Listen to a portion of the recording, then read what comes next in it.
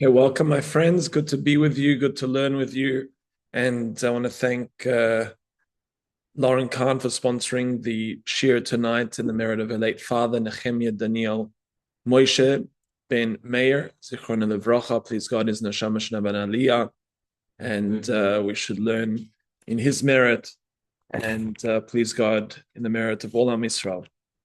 So a very powerful mitzvah and a very misunderstood space where we see such powerful energies being able to be tapped into. My daughter asked me the other day, why Papa? Not that she calls me Papa, but it sounds more legit. Why, Papa, don't you kiss the mezuzah when you walk in? You know, why? Okay, so I said to her, listen, Dina, let's try and learn about mezuzah. Let's see what the mezuzah is. You know, is it all about kissing the mezuzah? Dr. Justin, if you want some sources here, you can follow along with us. You can also pull up a seat closer. You're very far from us there. We'd love you to be close with us. So we're going to have a look at the sources here together, and we'll try and read them in a mixture of English and Hebrew, and we'll try as much as possible to use English for you so you don't get lost. But it's like this in the Zohar.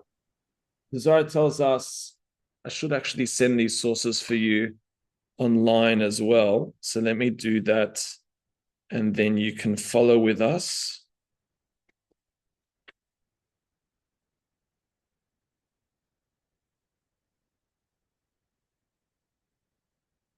Okay, there we go. Let's begin. It says like this. V'taninam Amar Rabbi Yosi bar Yehuda Pasach chametzuin b'mezuzah. Any entrance, it's taught by Rabbi Yosi bar Yehuda, any entrance where there is a mezuzah.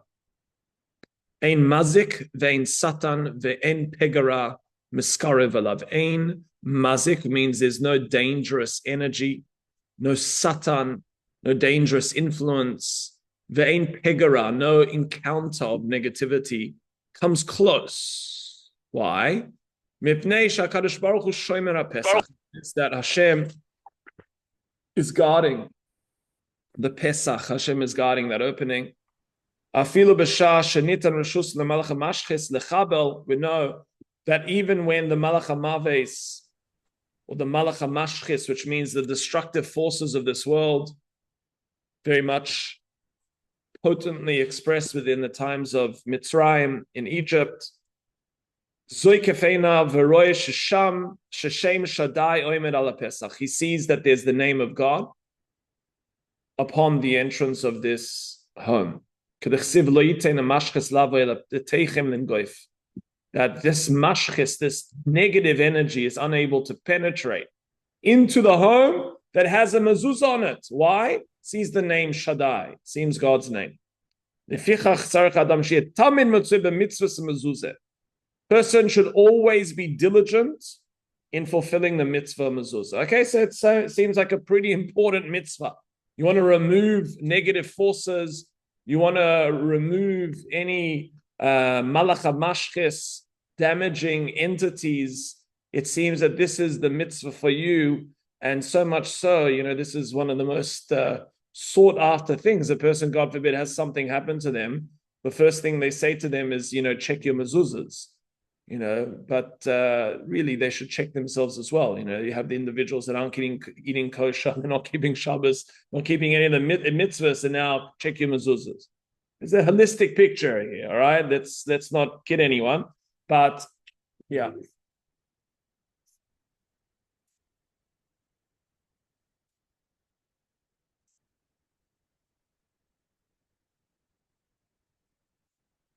So Lawrence asked if we have a scenario where a person putting up a mezuzah would endanger themselves, God forbid, by identifying their home as a Jewish home. So there's many ways of putting up a mezuzah, fixing mezuzah that's not recognizable.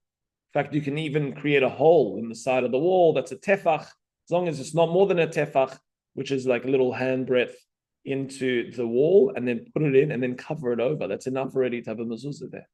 So we're going to see that this mitzvah protects us very much spiritually. But, and I'm sure you get this sense, it's not enough just to have this hibby-jibby type of engagement with Judaism. So we're waving around mezuzahs and, we're doing all these witchcraft type of things. And now the witch energies are going to be taken away. We need to understand what the mezuzah represents. And we need to understand, as the Vilna Gaon said, when he wore his tefillin and he was in a court, and the Goyim, when they saw his tefillin, they shook. They couldn't understand what was going on. They were shuddering. It was like they had such an energy. And someone asked them, why doesn't that happen when I'm wearing the tefillin? And he said, because wearing the tefillin is not just putting it on your head. You have to wear the tefillin. You have to really internalize and integrate what's going on. So we're going to try and internalize and integrate what's going on with the mezuzah. So Zok the Zohar, again, the Zohar tells us another unbelievable secret. HaKadosh Baruch Hu sameach boy. Hashem is very, very happy that you have a mezuzah. Umalach hamaves, check this out. Zaz misham. V'hainu l'deroisam. And the Malach hamaves, the angel of death, is Zaz. What's the word Zaz mean? Zaz means he moves. When you say to someone, Zuz, don't use that. Don't say that to someone. It's not a nice thing. It means move. So the Malach HaMaves is moved away from that place. It's for generations. Sheyeh Shalem. That place will be a place that is protected and full. Now,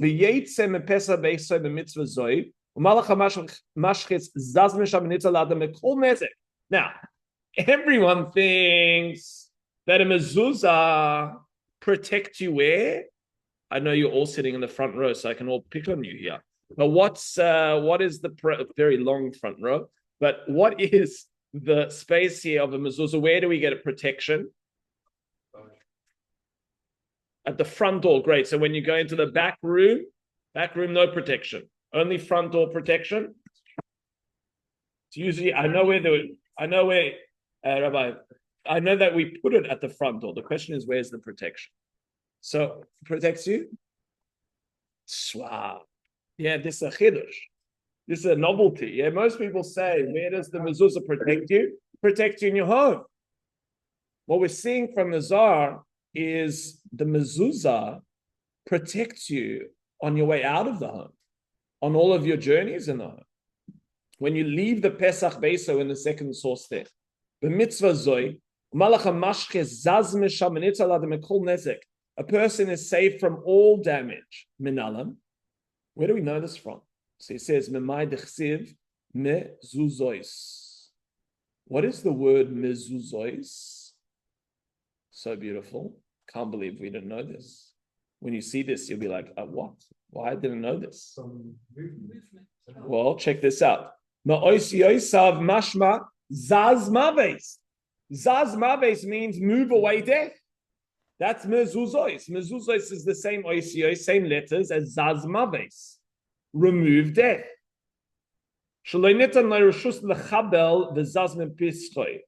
That the destroying angel is removed from that place by virtue of the mezuzah. Okay, again, unbelievably powerful teachings from the Zohar, telling us, number one, that no negative energy comes into the space that you're in. Number two, leaving the home is also going to be an unbelievably protected space where the word mezuzos is actually the letters zaz maves, to remove death. Okay. At this point in time, we haven't really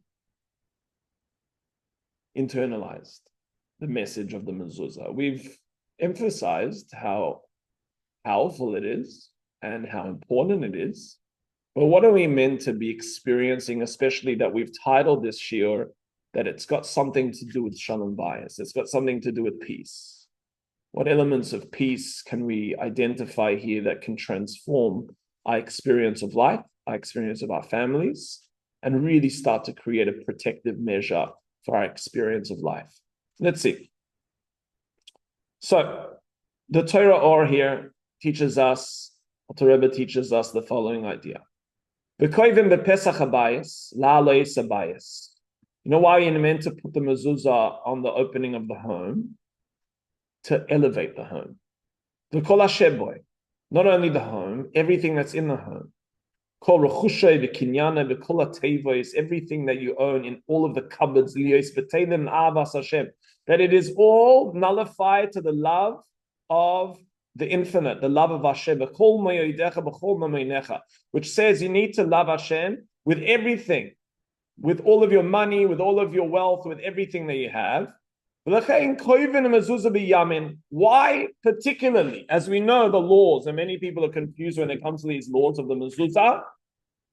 What laws can you recite for us that are particular to mezuzah? Well, we know it needs to be on the right-hand side.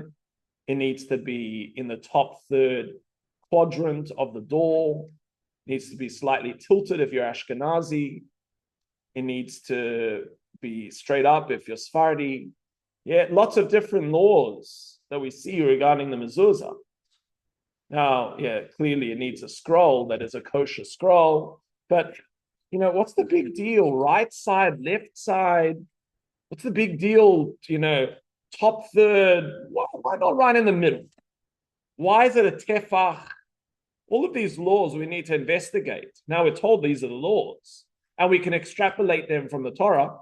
The Torah tells us, the way that you come into your house. But you know, Matthew, we want to know the secrets. We want to understand what the laws teach us about life.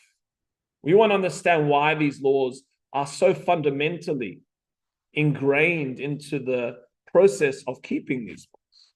So listen to what the Torah or reveals to us. He says that the reason why he put it on the right-hand side, because the right-hand side represents love. We know the right-hand side says Yamin Mekare Basmol Doiche. The right-hand side brings close, the left-hand side pushes away. The right is about the space of drawing something close. And we are drawing everything in our homes closer to Avas Hashem. We're elevating every entity to the love of Hashem. Everything that we have in our homes. If you forget that, imagine you're coming to hug your friend and you have something in your hand. You generally hug them with your right hand. You give them a geschmacka hug. Yeah, that's the right hand. Anything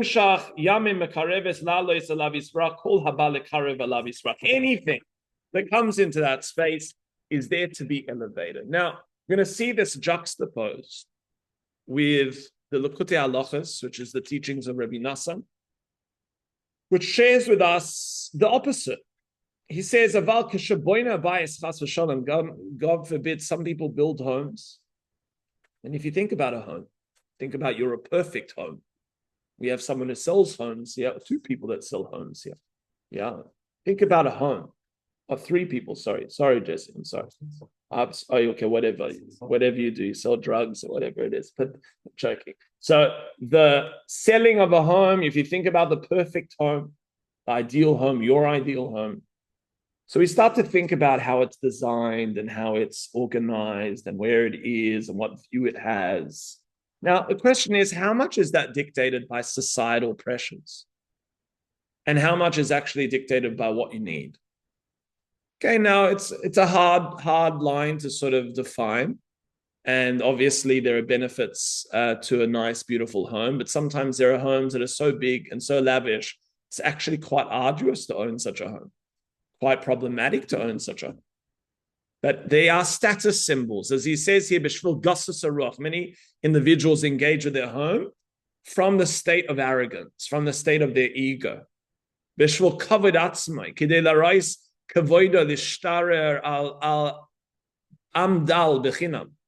In order to have dominion and show their prosperity and their power and their energy and their prominence. Base game. It's a reference in Mishlei to the house of the proud ones. Yisach Hashem, Hashem will forget of those individuals. Now, this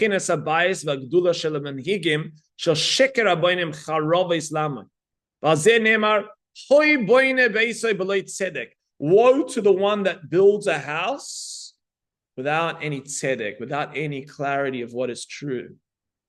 The entire building process is one of self, is one of prominence, is one of egoic establishment. Ki kashein lichvoid ponim v'kavod shu b'chines bayis hu etzel manhigim shel shekev yesh lehem batim gedolim b'shvil kavod atzman as a malchus b'chines tzedek v'az yesh lehis sitra achra yenika chas v'shalom. And God forbid, he says, you know what you develop there? You develop a watering hole, not for rhinoceros, not for elephants, not for springbuck, but you develop a watering hole for the sitra achra. You develop a watering hole for the most negative energies. They come into your home and they are the guests in such a home of arrogance and a home which is built only for stature of self. Well, let's understand what the aspirations are here and what is the direction of that aspiration. What is the intention of that aspiration? And that's really what we're trying to define here. Now, if the aspiration is kulei to completely be engaged with the love of Hashem, that's that intention and that's what the aspiration is. And what you need to serve Hashem is this. Now, how do you define that? Do you need a tennis court to serve Hashem? Maybe you do. Whatever that space is that a person needs to serve Hashem and what they need in their own particular service of Hashem, that needs to be defined. But it's clear. Most of the time, it's coming from a space of arrogance. Most of the time, it's, look what I have, and look what I have in comparison to others, what they don't have. That is unbelievably destructive and endlessly unsatiable. So let's see a little bit deeper as he's going to go into an understanding here. This is what he explains is the mitzvah of writing it on the doorposts of your house. As we saw in the Zohar, Mezuzah is Zaz Maves. Who remembers what Zaz Maves means? To remove or move away death. Now, listen to this, my friends. This is what is so vital and so fundamental. Judaism is not witchcraft. Again, it's not some hibby-jibby things that we put on and now there's some magical incantation. If you don't internalize this energy and you don't work on yourself, then it's only a superficial space. As there was an individual that was struggling with his throat. And he went to the doctor and the doctor prescribed him with some pills. And he took these pills and he took them every day. Came back to the doctor after a week. The throat was even worse. So the doctor said, have you been taking this medicine that I've given you? So yeah, every day I've been doing it. He says, well, what have you been doing? I've been swallowing it. He says, these are lozenges. They're not pills. These are lozenges. You're meant to suck on them. Otherwise, your throat's not going to heal. You've been swallowing them. So understandably, if you're engaging with mitzvahs like you're swallowing them, some magical incantations that you're not actually internalizing the message of what they're there to teach you and engaging with them, well, clearly it's not going to have such a very fundamental and potent effect. So he writes here, Zaz Maves, you know why the Maves, the death, is removed from the home? He says, we know that the most vital energy force that removes the energy of death is something called tzedakah. What's tzedakah? Tzedakah is charity, but let's see what it means in this context. Ki mezuzah hi bechinas moichin.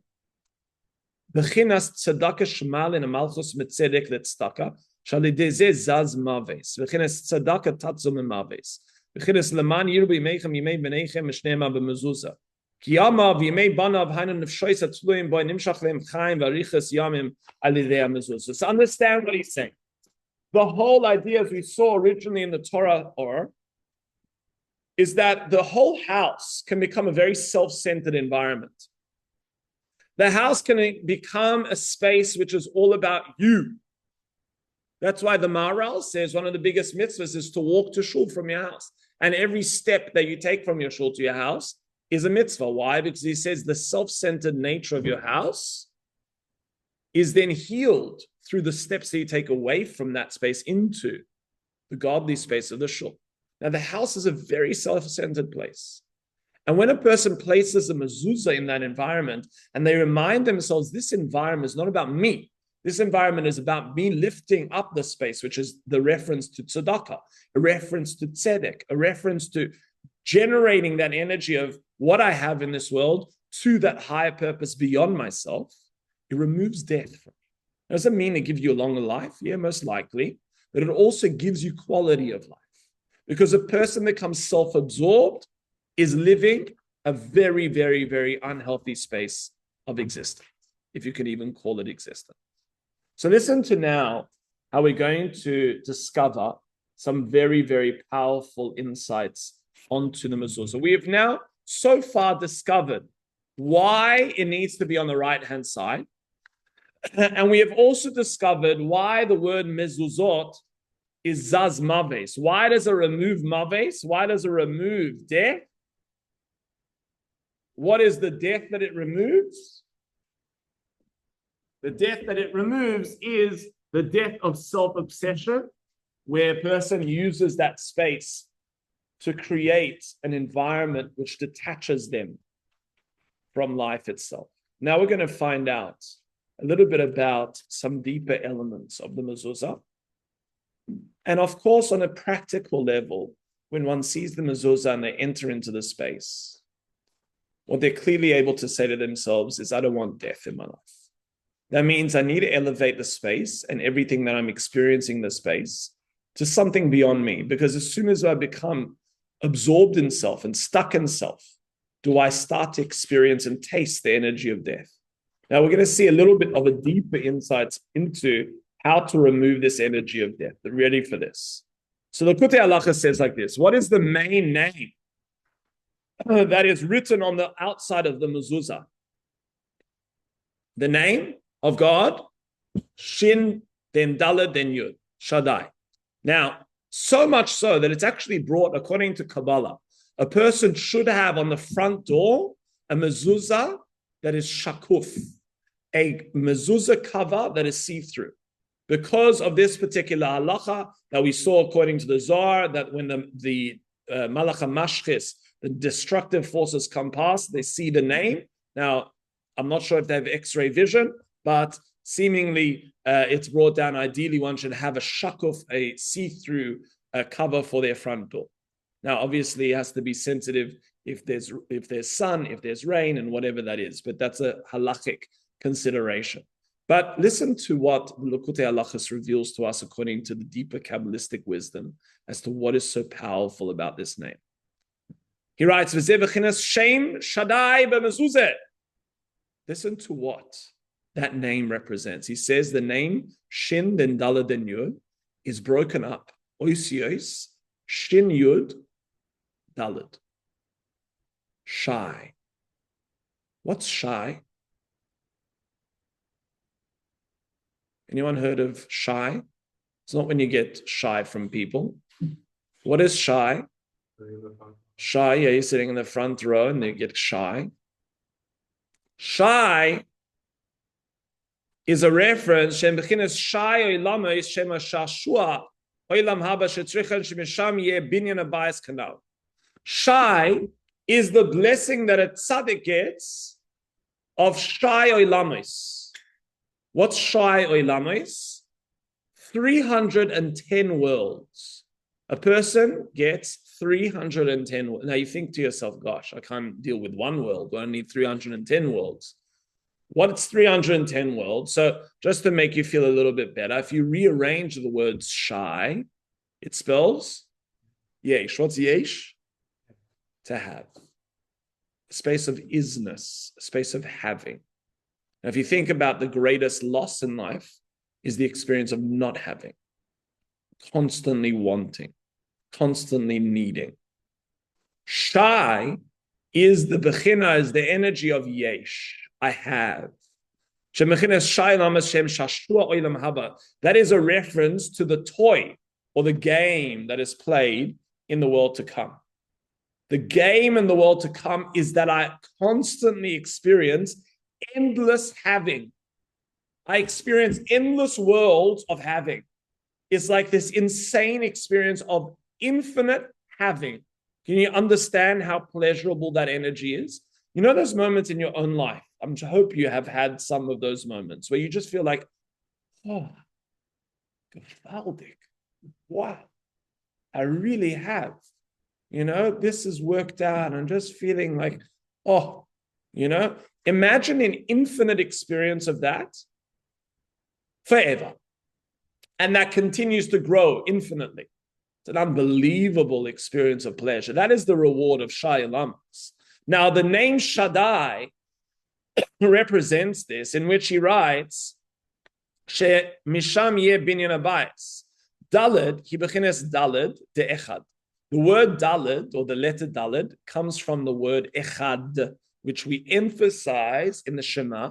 Shebechinas shalom va'achdus shenasim memachlikes shehi gam kein bechinas daled. Listen to this. The idea is that when a person makes oneness out of separateness, when a person takes separateness, which represents machlokes, represents argument, and is able to create daled, is able to create oneness, echad, from that place, shenasim machlokes, she gam kein bechinas daled ruchos bechina. What is the daled? Dalet is usually associated with what? What's the numerical value of Dalet? Aleph, base, Gimel, Dalet. 4. 4 is usually a reference to the 4 directions of the world. And when we refer to the 4 directions of the world, we say that it is such an opposite space of ideology and energy and idea and way. That's Dalet. What he's saying is our purpose is to transform Dalet into Echad. That's why we take the tzitzis. Maybe we'll do that another week, learn about the mitzvah tzitzis. But taking the 4 corners, 4 energies, and unifying them is what the Dalet represents. Now, when a person is able to live life by unifying the separateness of this world, you have this viewpoint, you have that space, you have that energy, and that is a home. If you think about a home, it is filled with energy, and it's filled with disparate energy. A person that's able to take the Dalet, the 4, and transform it into 1, what is it sandwiched in between? Sandwiched in between Shai. Shai Oilamo is spelling Shaddai, is the energy of endlessness, of having. If a person always is dependent on the piece of their existence to be inextricably linked to everything being streamlined and perfect and all the opinions aligning, they live in hell. They live in hell. It never happens, doesn't exist. What the spiritual principle that Rabbi Nachman is teaching us here is that, and Rabbi Nassan is teaching us here, is that an individual needs to be able to amalgamate the Dalet, the disparate energy, and turn that into Echad.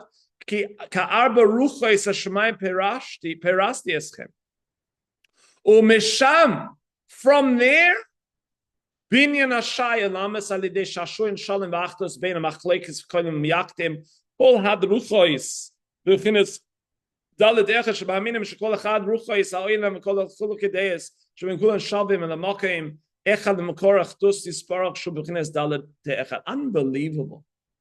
Just said like this. Where do you build your Shai Olamas from? I mean, there's a pretty cool world to have. Yeah, Shai Olamas. Yesh. Endless yesh. You know what it is premised on? You know what it hinges on? It hinges on one fundamental thing. Your ability and propensity to be able to take 4 corners and turn it into 1 energy force. Take the 4 corners and turn it into 1 room. If you can't sit with disparity, if you can't sit with different energy, if you can't sit with, gosh, that person's going through that, that's happening there. Now, let me hold that space and be able to just understand it's all part of Hashem's oneness. It's all part of Hashem's manifestation into this world. Can I sit with that? Or do I need everything to be aligned with how I deem it to be immediately? Because if I have to live that way, again, I live in hell.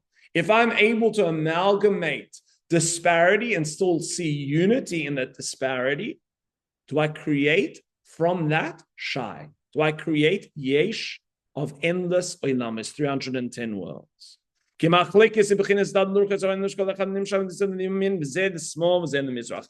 is the nature of existence. You just need to live in a home with other people to recognize that everyone is pulling in their own direction. Am I making sense here? Or maybe you guys live in unique homes where there are cages. I'm not sure. But it's a good option, Okay, let's see in the next Likutei Halachos.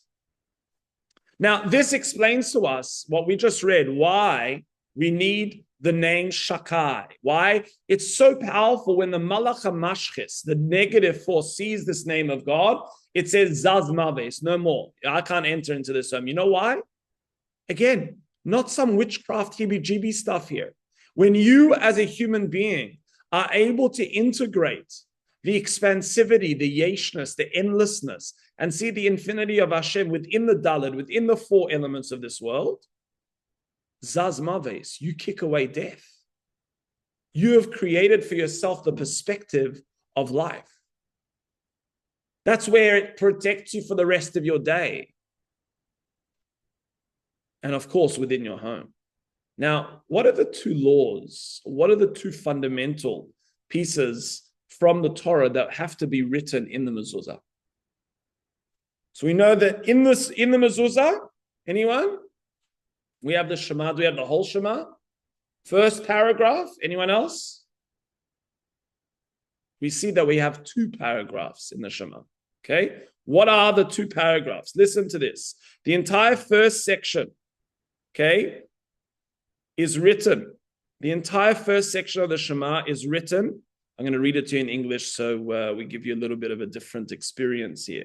So it says, the entire first section of the Shema is written in the singular language, which hints at the essence of the light of intellect, the true intellect, which is entirely one.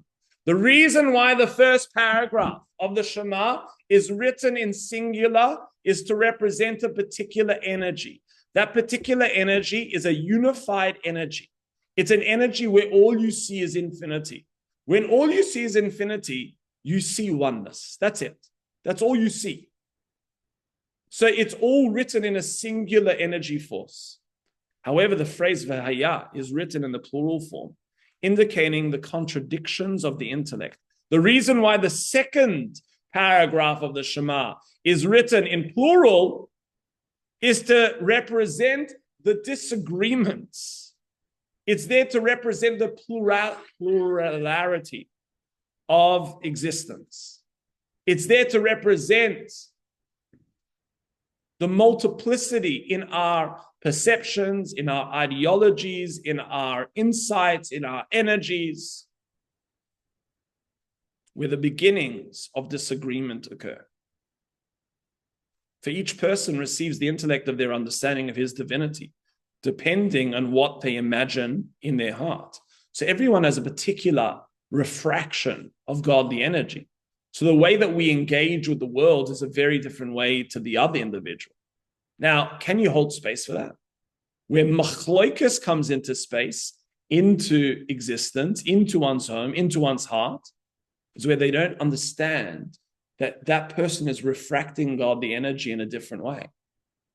Can I hold space for that refraction and understand that's part of the infinite? And that's actually the first paragraph of the Shema, together with the second paragraph of the Shema. As he says, therefore, in this passage, it is warned, be careful lest your heart be misled after idol worship, which is the aspect of division, is the aspect of splitting the heart. Unbelievable. He says, the reason why in the second paragraph of the Shema, it mentions idolatry and doesn't mention in the first paragraph is because the second paragraph is dealing with division, is dealing with separation. And division and separation is by definition idolatry. It is where the ego starts to play, and where the ego starts to play, it separates one from the infinite. And in that space, that is where idolatry thrives. That's why it's in only the second verse. Now, listen to this conclusion. It says here, put the halachas. So he says, "Valkein the inyan kviyas mezuzah siyem b'lashon yachid k'moishe kosu ksaftem al mezuzois beisecha." You know why? In the verse telling us to place the mezuzah on our home, it says uksavtam. What's uksavtam? Is that singular or plural? Plural. So it starts off plural, and then it says al mezuzois beisecha. Beisecha is singular. Why has it gone from plural to singular? Because the whole process, Rabbi Nassan is telling us, is about taking the plurality of existence, the multiplicity of perception, the different energies of the Dalit, and turning it into the singular energy force. Understanding that I can have space within this ecosystem for multiplicity. And I can live with multiplicity. I can live with difference. I can live with that dichotomous space of perception. And I'm okay with it. I'm all right with it. I can see the totality. I can live with that oneness of it.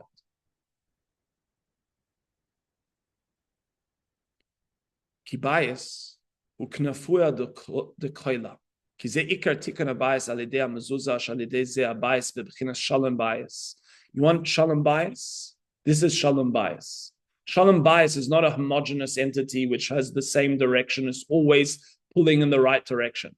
Shalom bayis is when it is pulling in the opposite direction. And then you can say, whoa, well, that's still a reflected light of God. For whatever reason, it's refracting in that way right now. For whatever reason, I understand that person has a blockage there, potentially, that's allowing that energy to go there. And let me hold space for that infinite energy of God in that environment. Let me understand that maybe my child needs this particular understanding or this particular energy here. Let me understand that there is difference, but in that difference, I can see unity. And that is essentially the mindset that we need in life. If we are able to go out into the world, yes, our eyes see separation, but imagine if our hearts saw oneness. Imagine if our souls function from a space of homogeny. That is a very different place of existence. And he says, this is bechinas kibbutz vasivas kol hadeus machul lokos yachad shkulam yikalalu bebechinas achdus v'shalom kanal. Now, to conclude here, we're going to see the law that he doesn't bring, so I'm going to bring it to you separately, that why does it need to be established on the top third of the house, of the door? So he says, if you think about it, the top third represents the top third of the self. We have three parts of self. We have the egoic part of ourselves, which is our body. We have the egoic part of ourselves, which is our emotions. We have the egoic part of ourselves, which is our thoughts and our perceptions. And the particular energy that we are trying to work on when it comes to shalom bayis is saying, I understand that people have different perceptions. They have different intellects. And that's where the mezuzah has to be affixed, within that quadrant, within that third energy force of the top. Now, to conclude, he tells us here, and I'm going to bring you the teaching of the Shulchan Aruch. This is where you'll see why Sephardim put them upright and why Ashkenazim put them slanted. As it says, he writes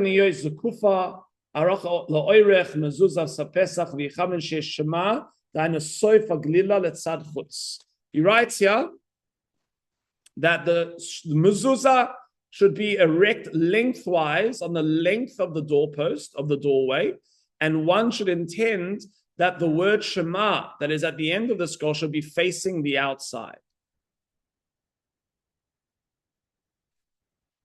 So you need to put the mezuzah upright. The Ramah says, and that is how they practice, a reference to the Sephardim. But there are those who say that the mezuzah is invalid erect. Rather, its length needs to be inclined towards the width of the doorpost of the doorway. That is to say, horizontally. There's another opinion that says, if you put your mezuzah upright, it's invalid. Invalid. And those who are scrupulous fulfill both opinions. That is what the halachic opinion of the Ashkenazim is, that if you can not place. So now let's understand this, because are we not fulfilling any opinions by doing this? Because one opinion says it has to be flat. Another opinion says it has to be upright. Now, I put it this way. Am I fulfilling anything by doing that? At least let me put it this way, and now I'll fulfill one opinion. You see that the understanding is like this. There's one opinion that says it has to be upright. There's another opinion that says if it is upright, it is not kosher. It has to be slanted. Ideally, it has to be like this, but this is still kosher. So we put it this way to say at least it's going to be upright. At least it's not fully slanted, because he holds if it's like this, it's not good. He holds if it's like this, not good. But both of them hold that it's okay if it's like this. You understand? What's so unique about this? Where do you have this? Where do you have this quasi-experience of mitzvahs? It's an amalgamation of two different opinions. I mean, you have Rabbeinu Tam and Rashi Tefillin. You know, you put on two different things. Where do you have an amalgamation of a mitzvah? I think it is so powerfully expressed in the mitzvah of Mezuzah. Because the whole concept of the mitzvah of Mezuzah is this amalgamation of separate energy. This amalgamation of separate ideology and this amalgamation of separate intention or awareness. And that's where we see particularly this expression. Now I'm going to conclude with a story.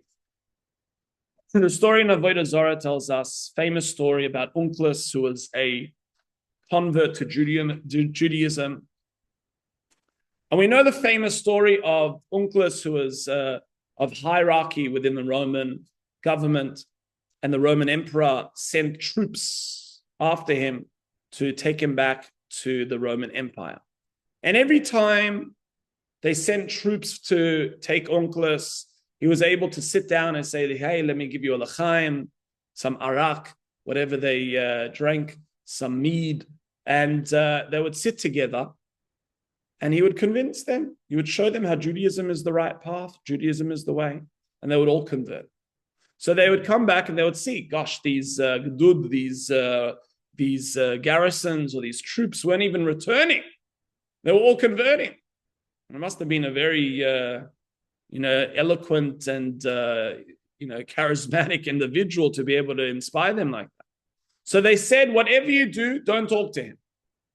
In fact, don't even not talk to him. You must cover out over his mouth so he can't speak. So they're carrying Onkelos out.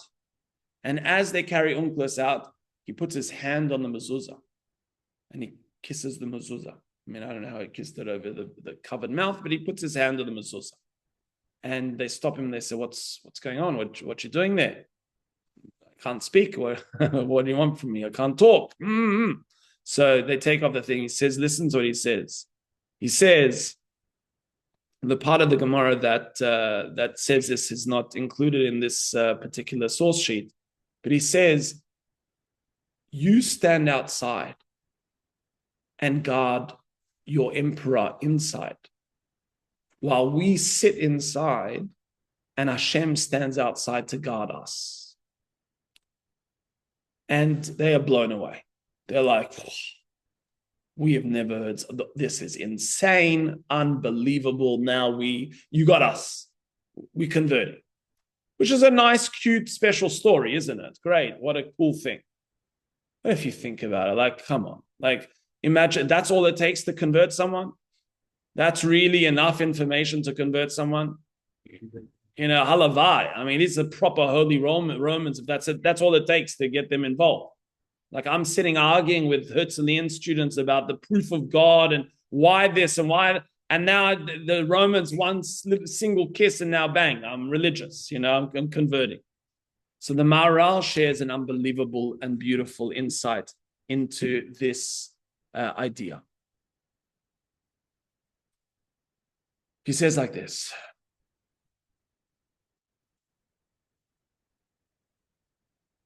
So he goes, and the Maharal analyzes the story of Onkelos, and he pieces all the parts apart, and so beautifully done. But I want to hone into this particular piece. He says, The Jewish people fall underneath Hashem, but they fall underneath Hashem to such an extent that we are subsumed in godliness entirely. Like a child in their father's home, it's the father's home. They're in their father's home. That's the home.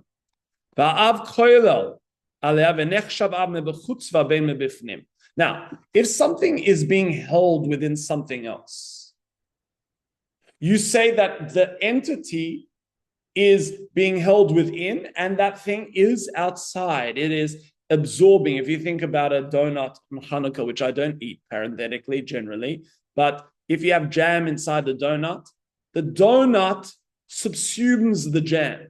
Understand? It's part of the donut.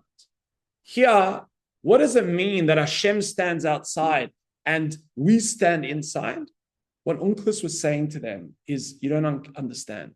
Your perception of God is God's up there and we down here. That's how we interact with God, according to the Roman ideology. We have these deities that we have to constantly, placate and worship, and then they influence us in our separate environment. That's called you stand outside, guarding your gods on the inside, so to speak, guarding your emperor on the inside. We, on the other hand, have a completely different ideology. Our ideology is that all there is Hashem. Hashem then made space within inside himself to give us an environment to exist. But essentially what the Maharal is showing us is this ideology that we've been going through all of these sources. And that is this ideology of Echad, this oneness, this experience of unity despite disparity. The ability to live in a conglomerate, to live in that space where everything is unified, even though it seems so separate. And that's the idea of we sit inside and Hashem stands outside because we're in Hashem. All there is Hashem. The Maharal says this is a level to get to have that awareness. He says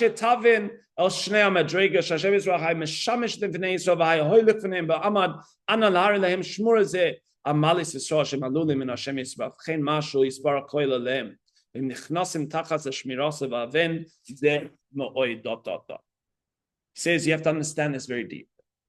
And this is the idea of Zazma base. Again, what we're seeing here is that Judaism is not some, cute cultural expression of externalized forces of experience and ritualistic behavior. We're seeing that it is inextricably linked to deep psychological inner work.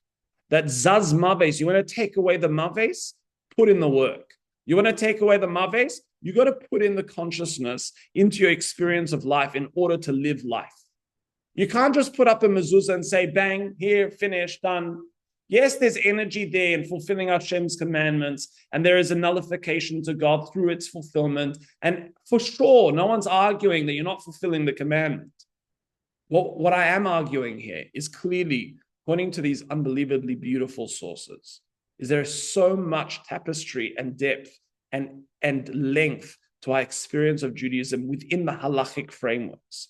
We need to dig deeper. We need to analyze and understand. And in our experience of those mitzvahs, we need to really listen to what they're trying to teach us and to what they're trying to give us.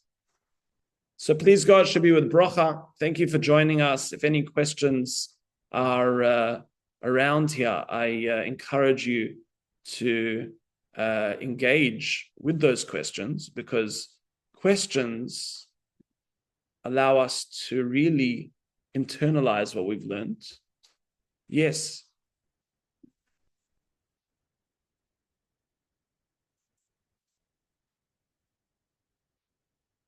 What is the name of God in terms of Shakai?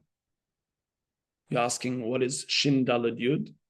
From my recollection, it's not on the Sfirot, but I have to understand. Maybe it's on the Sfirah of Yisoid. You can have a look there. My knowledge of the exact names of God for each Sfirah is not current like this. So, but it could be Yisoid in terms of the energy of connection needs to be an understanding of how much you express and how much you hold back. And Shin Dalad Yud is Sha'omer La'olam Dai. that he restricted the expression of that energy into the world. So there is also, interestingly, if you think about dealing with disparity, there is an energy that you're able to say to your world, my world stops here, and that's someone else's world. You understand? It's a very powerful understanding if you realize what that is, that so much of disharmony is that I believe it's all my world. I believe that it's all my energy and my perception. And when it's not fitting into my energy and perception, I feel that it's impinging upon me. That Hashem said to the world, enough, stop expanding. He's saying to yourself, just stop. Hold space. Yes, you have your perception. There is another perception. There is so much out there. Give space to that and understand that's also part of the infinite. Understand? So I think that's another component there of Dai. Yes. Any other? Thank you, Judy, and thank you, Richard. Any other questions? Yes. Kissing the mezuzah. Well, kissing the mezuzah, apart from potentially being hazardous from a germ perspective, but it could be very good for your microbiomes, very, very healthy, as we know. And so maybe that's a very good thing to start doing. There's no seeming halachic requirement to do so. It's just the consciousness. So for you touching it and then kissing your fingers after you've touched the germs is going to enhance your sensitivity of the mezuzah. I mean, go for it. But it's really like, I would say more than kissing the mezuzah like mindlessly, is like before you walk in, just think about, okay, I see the mezuzah there. What are the things should I be thinking about? Well, it's on the top third. It's my mind. What's my mind thinking? Oh, well, it's got the name Shaddai on it. Okay. Dalet represents 4, represents separateness. Am I feeling separateness in myself? Do I feel a separateness in the room that I'm about to go into? Well, let me understand that if I can hold space in myself, Sha'amar Lo'olam Dai, and I can create room for other opinions and other people, then I can start to develop my Shai, my 310 worlds. Let me see how I integrate the first paragraph of the Shema and the second paragraph of the Shema. Let me understand how it has to be slanted if I'm Ashkenazi. Sephardim seemingly don't have any arguments at home, and that's why it is always going to be upright. But Ashkenazim, we have such gifts from God. So these are all different elements that one can integrate. But I would really, if the most simplest element that you can consider is this story of Unclus, that Unclus says, Hashem's on the outside and you're on the inside, meaning just subsume yourself into godliness. Realize you're in Hashem's womb and nothing else exists but God. Hashem actually made an apparition that you exist in some space that he created in himself, but everything is one. You have that mindset, it's going to be able to allow you to hold space for argument. And that space of shalom bias is then when you have shalom bias in yourself, when you're able to live with that dichotomy of experience and see the separateness, but also hold the oneness.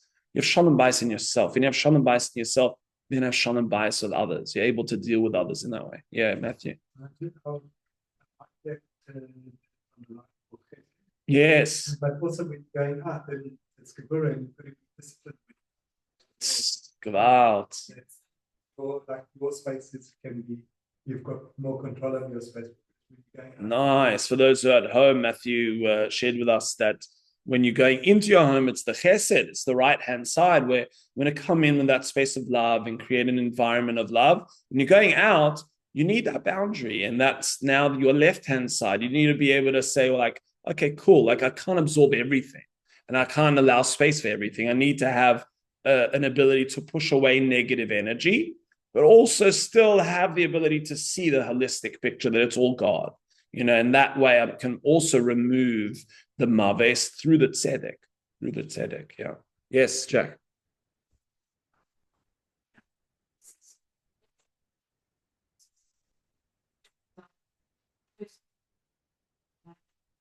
Yeah, there is definitely.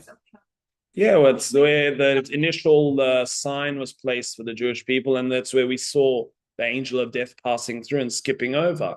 But that was represented by that blood that was put up onto the entrance of the doors. Yeah, how and why and what? Well, there'll be a separate class that we need to investigate. Okay, thank you, everyone. Thank you, Lauren, again for sponsoring, and please God should be with a lot of bracha for everyone. If anyone needs mezuzahs, please be in touch. We'll get you some mezuzahs. Thanks, everyone. Bye-bye.